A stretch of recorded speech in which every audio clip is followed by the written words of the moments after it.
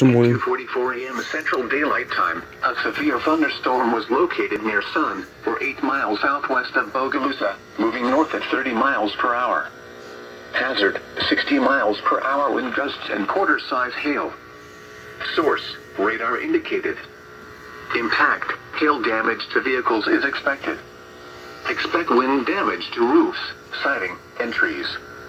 Locations impacted include Bogalusa, Varnado, Sun, Bush, Enon, Crossroads, and Angie. Prepare immediately for large hail and deadly cloud-to-ground lightning. Seek shelter inside a well-built structure. Stay away from windows. Repeating, a severe thunderstorm warning has been issued until 3:45 a.m. Central Daylight Time for the following parishes in Louisiana: St. Tammany and Washington, and Pearl River, Mississippi.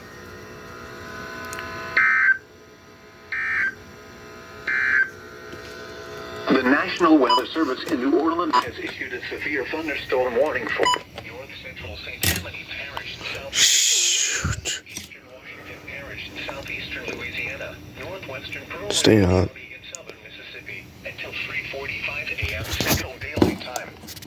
At 2:40.